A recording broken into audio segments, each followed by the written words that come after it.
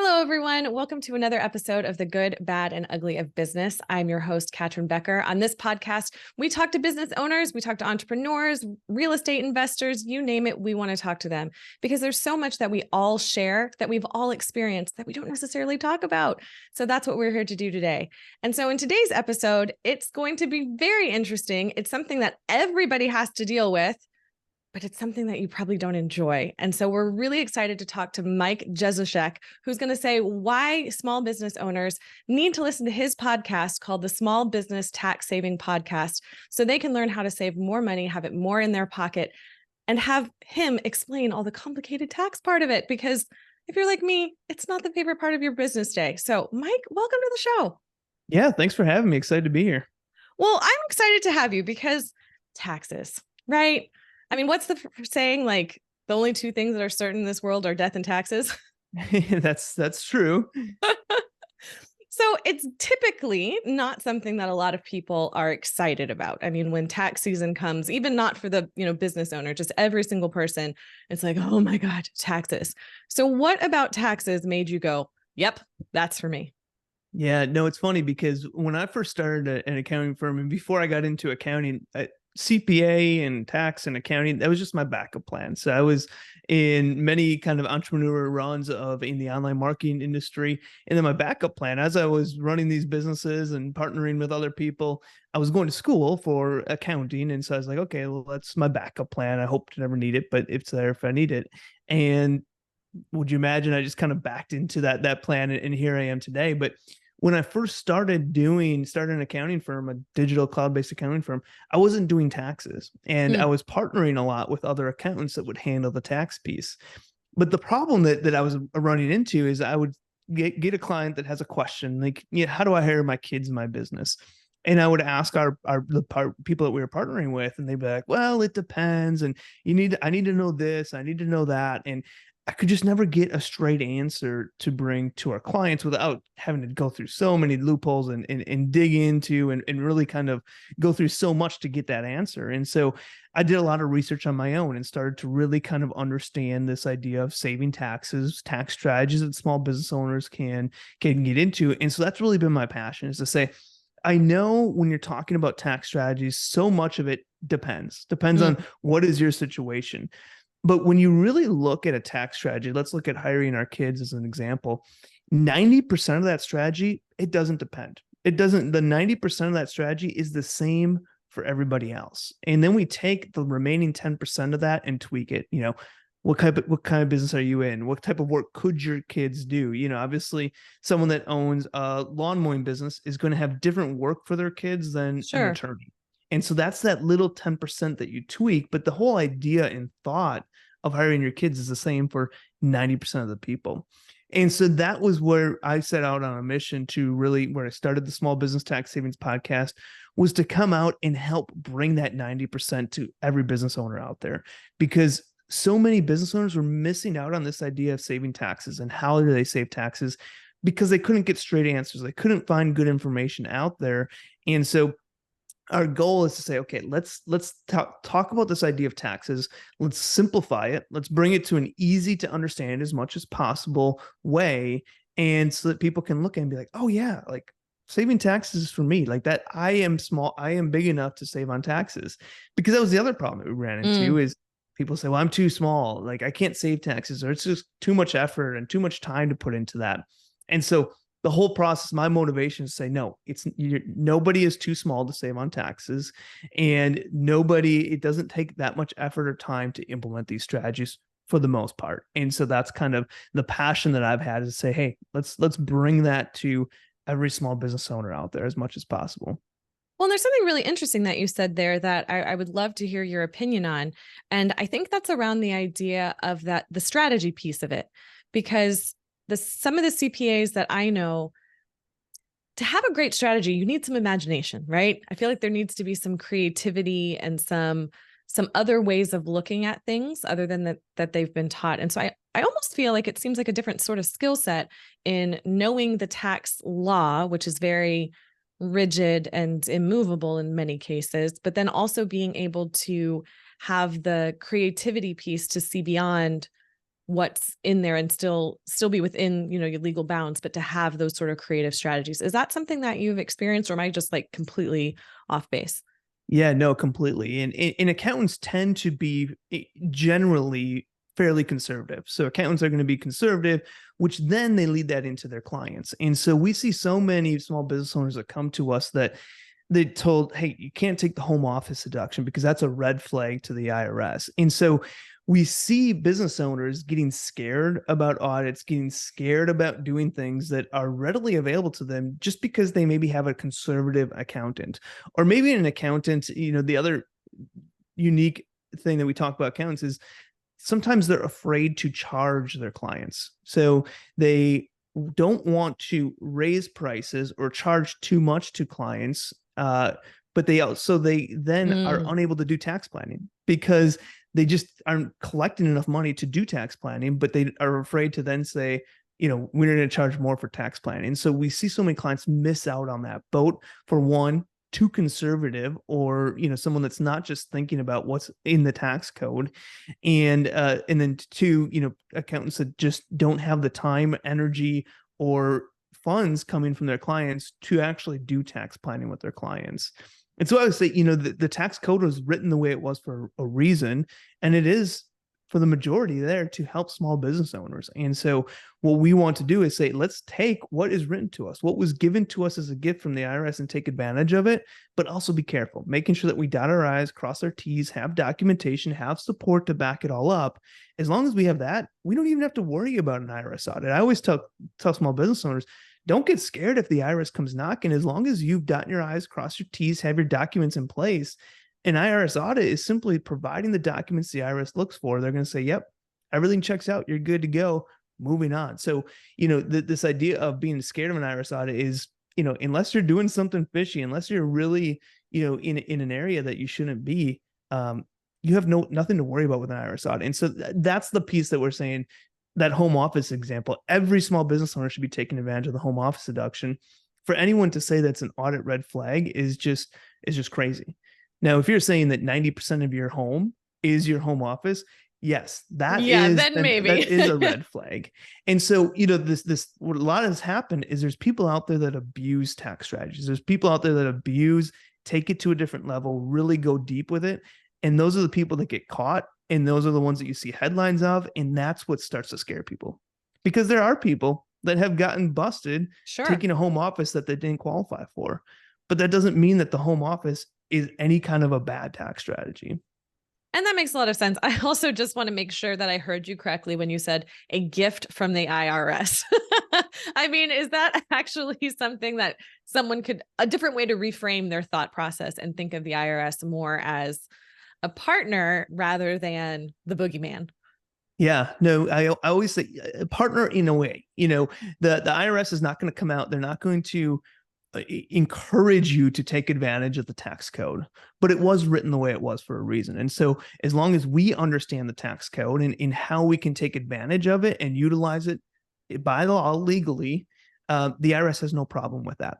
But the IRS is not going to be that partner on your team that's like, hey, go do this because that's going to produce less taxes. So yeah, definitely, you know, you know, Congress sets the tax laws. So get from Congress, whoever it might be, but you know, the tax laws are very advantageous for business owners.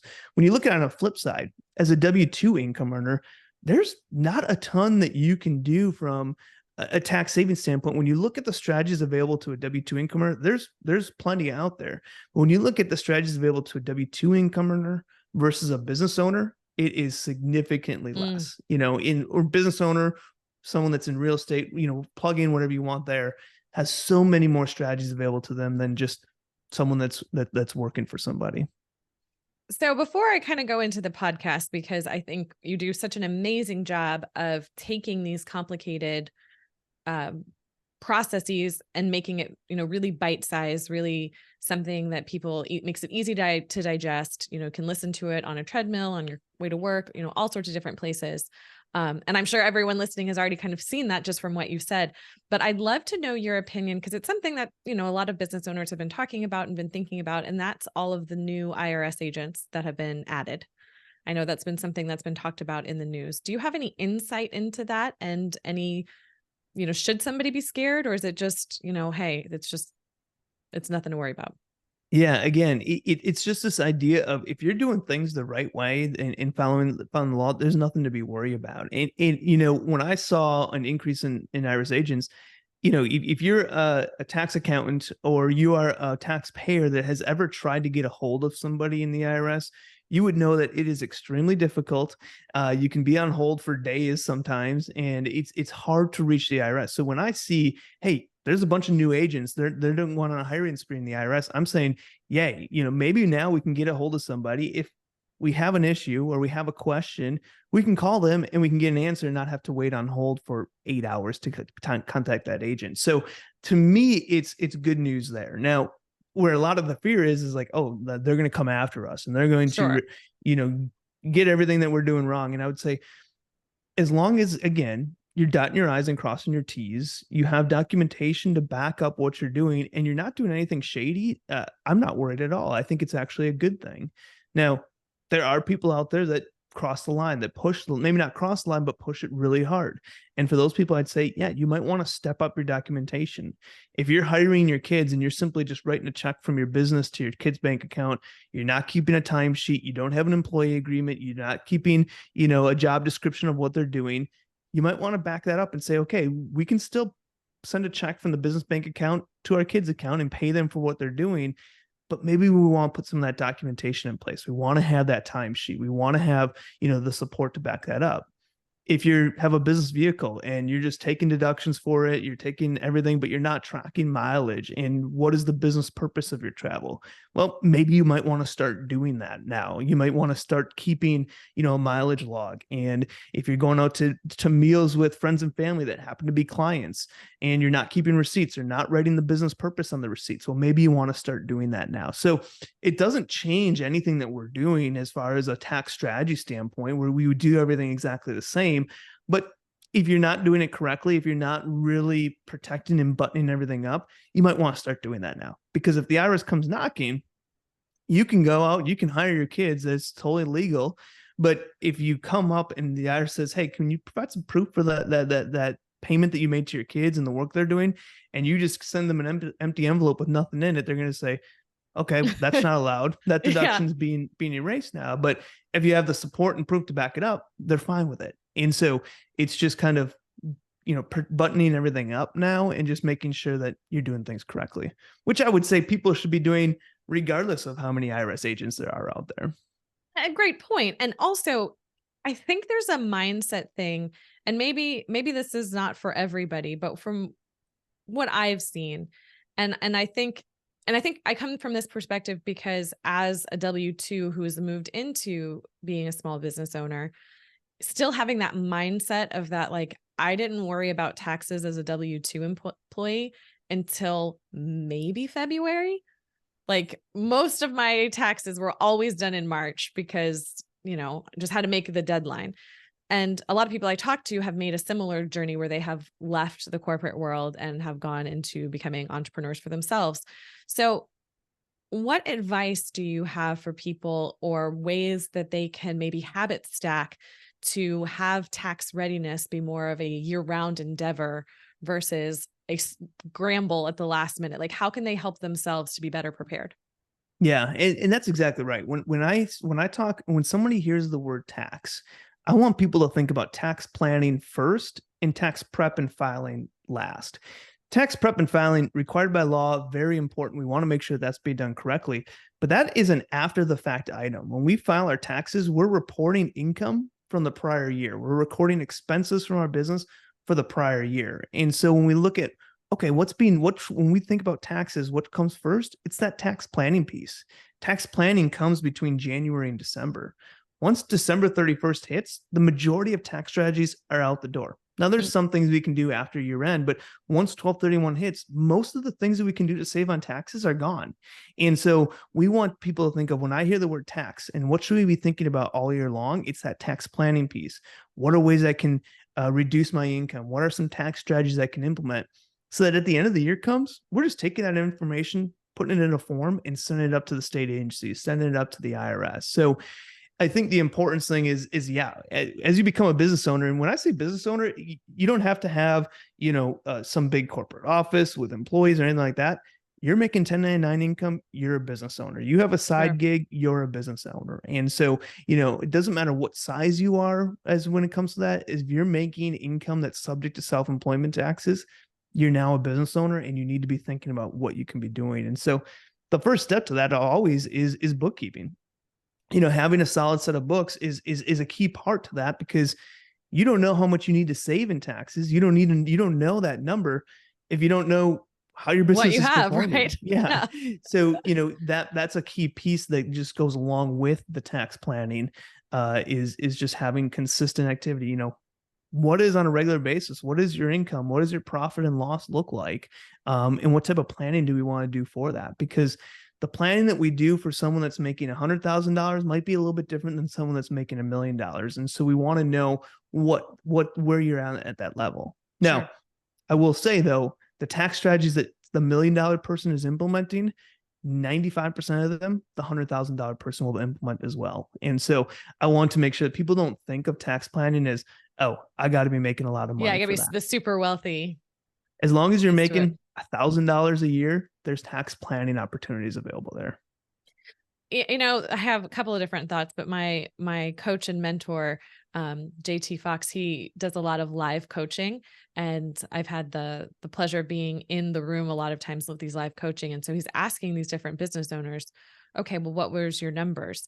And it's astounding how many people are like, I don't know, it was about this or around this. And I'm sure you see that all the time where people just don't know their numbers. Oh yeah. And it's especially where people misstep a lot too. If you're doing your bookkeeping and you're doing that profit and loss in January and February so that you can do your tax return for that, you're rushing, you're missing things. You might be taking deductions for things that you're not allowed to, or you might be missing half the deductions that you are allowed to because you're just trying to rush and get things together. And so, I've seen so many business owners throughout the years that we're working with, and, we're like, we need documents. We need your P&L. It's time to file your tax return. We need that information. And they're just kind of like whipping it together. It's like, okay, here you go. And I see that, and I'm just like, there's so many opportunities that were probably missed because they're not thinking about those meals. They're not thinking about the different opportunities that they had to implement these tax strategies. They just want to get taxes done, and they want us off the plate because taxes are scary for people. Nobody likes doing taxes. No one likes thinking about taxes. And so they push it off. They rush it together so they can just get it off their plate and not think about it again until next January. Where that whole process, that whole way of doing taxes is not helpful, and it's not healthy for small business owners. And when you think about it in terms of tax savings, there really is a lot of impetus there to make them want to do that, because you think about all the time and energy we spend in other areas thinking of how we can make more money, which obviously is a huge part of the equation. But if you can reduce your expenses, like boom, boom, win-win, this is really can make a huge difference in a business owner's daily life. Yeah. And, I always hear people say, the tax strategy, it's not about just one tax strategy. We don't implement one strategy and done. It's a culmination of tax strategies. And I oftentimes hear people say, well, it seems like a lot of effort. That home office deduction to save $1,000 in taxes just seems like a lot of effort. And I say, well, it's not a lot of effort, but it does take a little bit of time and effort to put in up front. But think about the savings from that. $1,000 in year one is just $1,000. But what if you run this business for 20 years? Does $20,000 seem a little worth it to put in maybe an hour's worth of work? Because this one strategy. Yeah. Then this is just one strategy. And so people think about it as a one-time thing where it's compounding, it's adding together. And then we're adding this strategy with another strategy, and it's happening year after year after year. Then those savings start to be like, oh yeah, let's do that. And you get a lot of business owners that have been in business for 10 years and say, I've never hired my kids. I've never thought about an S corporation. I have never funded a retirement account. In 10 years that they've been running their business, and we're looking at, okay, you probably just paid over $100,000 in taxes that you could have saved. Now, let's not look at the past, and let's not dwell on that, but let's do it moving forward. Let's start that process now, because think of that compounding. What could you have done with $100,000 compounding in the last 10 years? That would have been $250,000 today that you're sitting on. And so it's just kind of bringing that concept and idea to people. And then you get that aha moment, like, oh yeah, there is a lot of planning opportunities. It doesn't take much effort. It takes a little bit of work. Any kind of, if you're making more money or if you're saving money on something, it takes some effort to get to that point.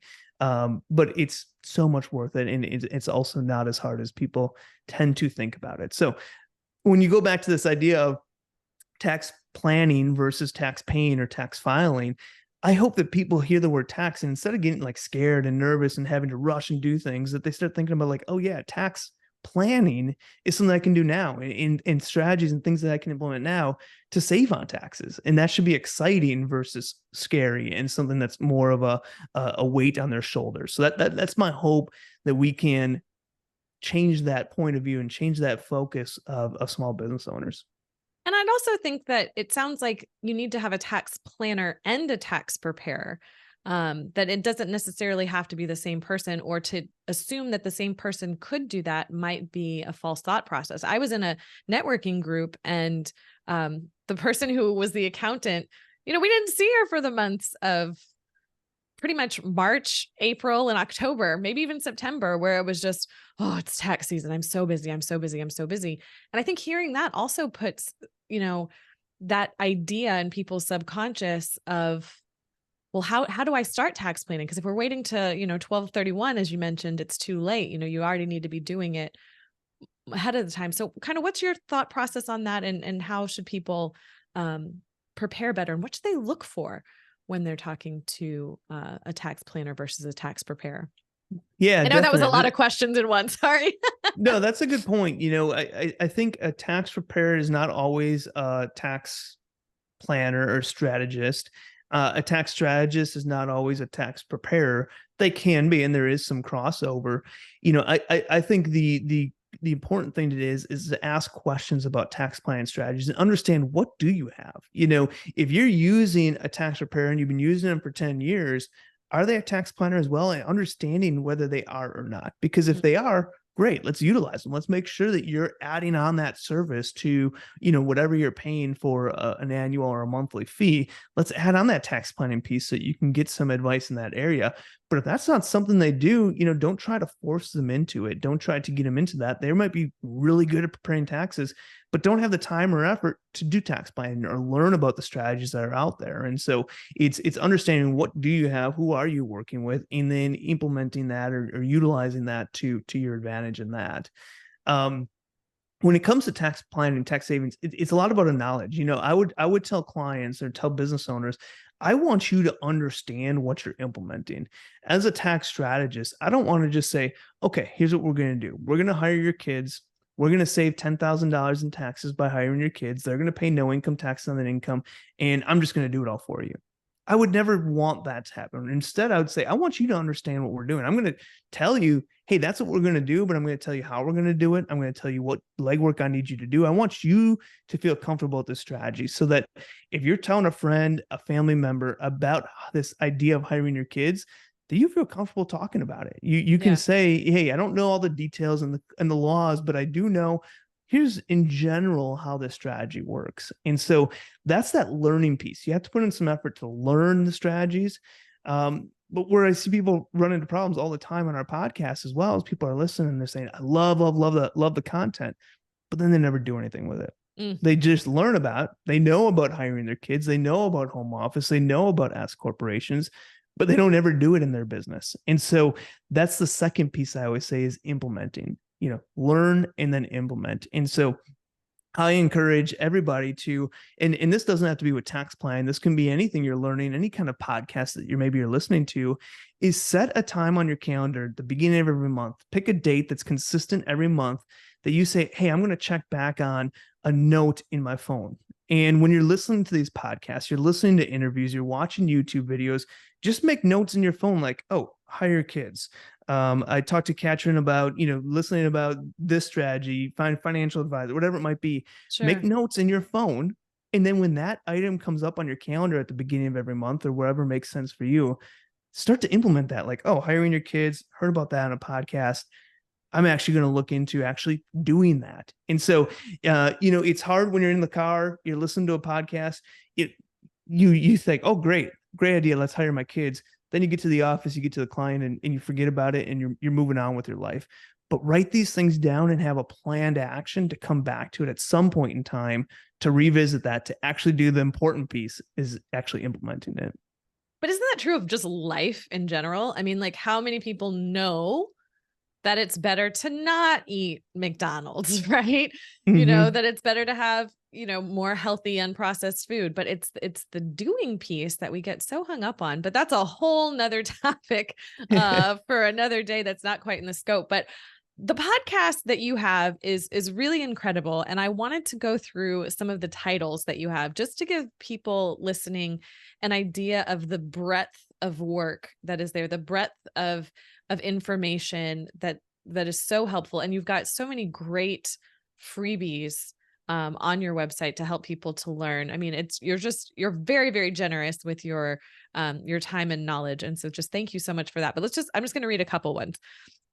So we have Unlock Your Business Potential, Exploring Non-Qualified Retirement Plans, Rental Property Tax Essentials, Top Tips, Updates for 2023 that you need to know, which is great. I mean, there's so many people who think, oh, I need to get into real estate investing. I can do, fix and flips and needing to know that stuff is so important. Cracking the Code, Corporate Transparency Act Explained for Small Business Owners, Top 10 Mid-Year Tax Saving Strategies, every small business. I mean, it just goes on and on and on. Like, do you ever worry about running out of things to talk about? Well, no, because I think, the tax code is how many thousands of pages long. So there's always things that we can talk about.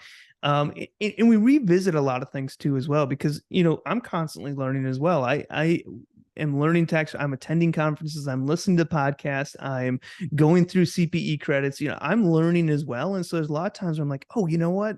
I want to add this little piece into that tax strategy. Or, as we all know, tax law is constantly changing. For some reason, Congress can't leave it alone. So there's always these new tweaks and turns that we have to update as well. And so, no, I mean, there's plenty of content to write about.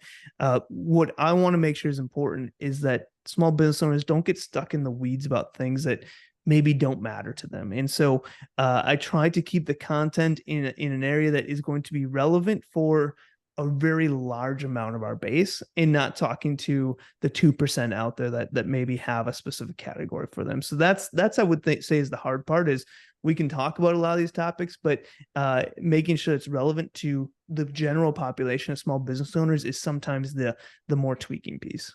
Absolutely. And one of the cool sort of specialty episodes that you have on the podcast is the Q&A piece, where listeners message you, come to the website, your clients, and put down their questions that they want answered. I'd love to know kind of what are some of the more common mistakes or common questions that people tend to ask the most. Yeah, that's a good question. I think when it comes to the questions that come up in general are type of entity structures, like I have we're going into a partnership. How should we structure that? I'm looking to, they ask about specific strategies. So they hear our Hiring Our Kids episode and they're like, well, what about this? Does this situation change anything? But when it comes down to a lot of the planning comes down to this idea of maximizing deductions. That's when we look at hiring our kids, when we look at taking a home office, all of that's our deductions. And so we look at maximizing deductions. And so it comes back to a very simple concept of this idea of maximizing deductions and what that means. And so when these questions come up, we're always circling back to a similar concept. What is ordinary and necessary in your business? Understanding pre-tax versus after-tax dollars, and how, as a business owner, you can move traditional after-tax spending into pre-tax spending. A W-2 business, a W-2 employee doesn't have that option. If you have a home office as a W-2 employee, you get no deduction. It doesn't matter. You're using your home office, but W-2 employee, you get no advantage to that. As a business owner, now those things that you were typically paying after-tax dollars with as a W-2 employee, you can move into a business expense. And now you get a pre-tax deduction for those same items that you were spending anyways. So it's this concept of so many people will hear from their accountant, go buy a truck or go buy a new office computer, or go buy a new desk, whatever it might be, to get deductions in and save on taxes. We're saying, no, that's not the we don't want you to buy things that you don't need. Now, if you need a new truck or whatever it might be for your business, of course, like let's take advantage of the tax deductions you get from that. But when we talk about maximize deductions, we're just saying, how can we take spending that you're already doing, but now instead of doing it after tax spending, how can we do it as pre-tax spending? And so a lot of the Q&A that comes in is just going through this concept. And that concept is easy for me to say, but when you put it in practice, it just sometimes people get hung up in certain areas. And so it's kind of ironing out those different details and specific situations that come up with individuals to help it make sense for them. Sure. Absolutely. So, I mean, you've mentioned, going through having all these different strategies. So if someone is looking to work with you, what can they expect that process to look like? And maybe, if there's any differences that you do that maybe other tax planners don't, but just what can they expect and what sort of is that that process like?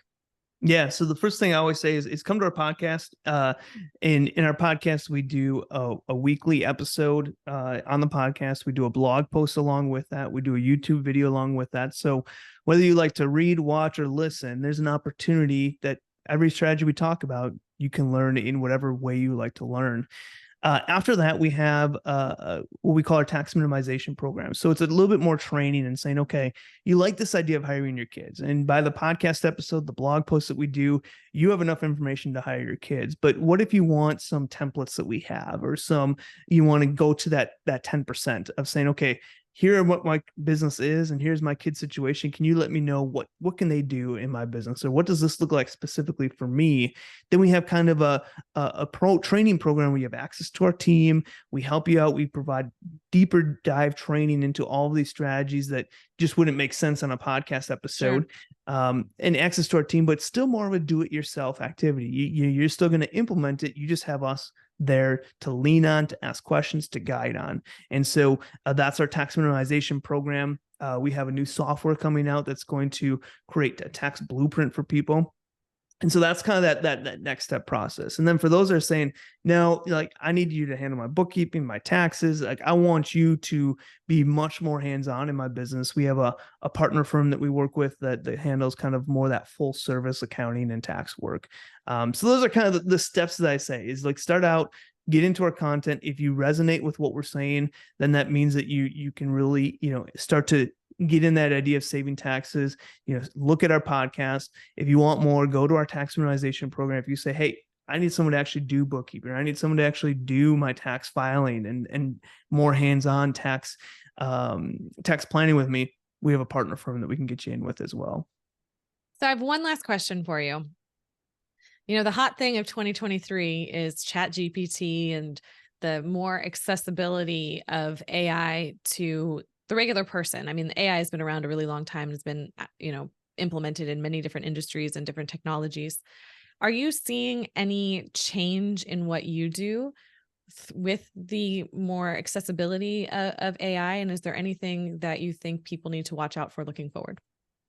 Yeah, I definitely use AI a lot in the things that we're doing. It's not necessarily as a resource for me to learn tax strategies or to ask tax questions. The way I use AI, at least in its current state, is to help format the content that we're producing and making sure that it is in an easy to understand way, helping to write, think of ideas for new podcast episodes, helping to think of outlines of what we should be talking about in podcast episodes. So we're using it a lot in that area.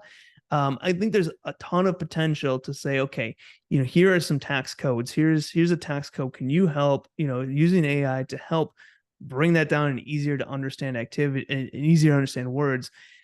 I think the important piece is, and I have tested out AI a lot and saying, how do I hire my kids? Or, how do I do certain things? Or is this allowed in the tax code? And some of the information is great. It says it better than I could and puts it in a format better than I could. But some of the information is blatantly wrong. And so it's important to, if you're utilizing it for an information gathering and not necessarily a new style of writing or changing content in a SEO friendly way or whatever it might be, I think you just need to make sure that you're you're backing that up, making sure you have somebody that can read that and be like, yeah, this is correct, or no, this is blatantly false information. Because we had a situation like that where we just recently did a podcast episode, or have one coming up, on kitty tax, and we were asking Chat GPT for some information about that, and the information they were giving was not correct. And so it was close, and it had some really good pieces into there, but that there was that one piece that was missing that changed it completely. And if someone ran with that, they'd be in a bad situation. So I think as it matures, it's going to be super helpful. Right now, I think it's got its time and place into various different techniques and workflows into your everyday life in your business. I just don't know if using it as a research tool is the best use of it. Maybe it's a good starting point, but having something that you can bounce that off of as well is going to be key. Absolutely. I think that was great insight. Thank you so much, Mike, for your time and sharing all of this. It's been really great. Is there anything that we haven't talked about yet that you would like to share before we No, wrap I up? think this has been great. If you're looking to find more information about us, you want to learn more about tax savings, just go to taxsavingspodcast.com and have a ton of information out there. But it's been really fun. And just remember, as a small business owner, sometimes you feel alone. Sometimes you feel like there's no one to help you out there. There's a ton of content out there. There's a ton of people that are looking to help out. And it's just this importance of, when it comes to taxes, nobody is too small for tax planning. So if you're in a situation where you're like, he's talking about home office, he's talking about hiring your kids, like, that's not for me. I'm only a side gig Uber driver. Doesn't matter. Wherever you are in your business, tax planning is there and available to you. And it's going to save you money. It might cost you some to get started, but in the end, you're definitely going to have an ROI. Mm-hmm. Well, thank you so much for being here. Thank you to the listeners. Appreciate you for being here. If you enjoyed this, please like, share, subscribe, do all of the things. And if you have any questions on future things that you would like to learn about, reach out to us, and I would love to find a guest that can speak on that topic. So until next time, everyone, have a great day.